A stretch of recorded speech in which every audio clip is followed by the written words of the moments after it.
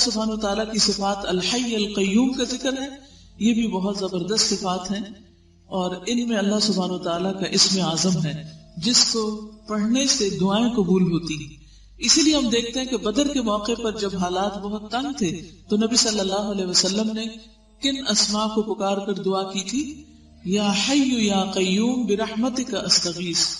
حضرت انس کہتے ہیں میں نبی صلی اللہ علیہ وسلم کے ساتھ تھا کہ ایک آدمی نے دعا کی اور کہا یا بدیع السماوات یا حی یا قیوم انی اسألک، اے آسمان کو عدم سے وجود میں لانے والے، اے زندہ، اے قائم رہنے والے، میں تجھ سے سوال کرتا ہوں، یعنی میں تجھ سے مانگتا ہوں اپنی ضرورت کی چیز۔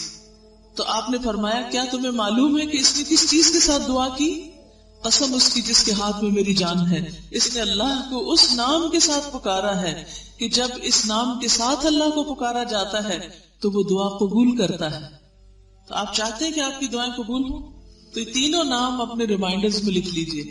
جب بھی آپ چاہیں کہ آپ کی دعا قبول ہو تو پہلے اللہ تعالیٰ کو ان ناموں سے پکارے اور پھر دعا مانگے۔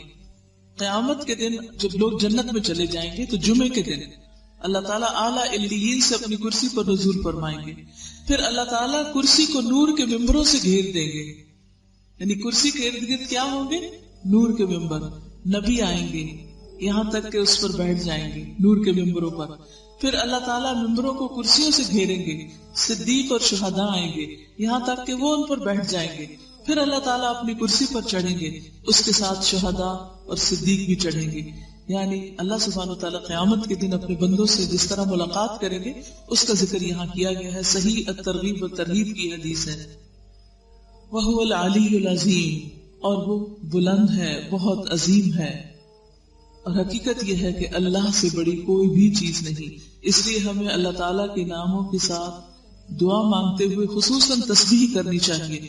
فَسَبِّحْ بِاسْمِ رَبِّكَ الْعَظِيمِ، قسم اس کی جس کے ہاتھ میں میری جان ہے، اس نے اللہ کو اس نام کے ساتھ پکارا ہے کہ جب اس نام کے ساتھ اللہ کو پکارا جاتا ہے تو وہ دعا قبول کرتا ہے۔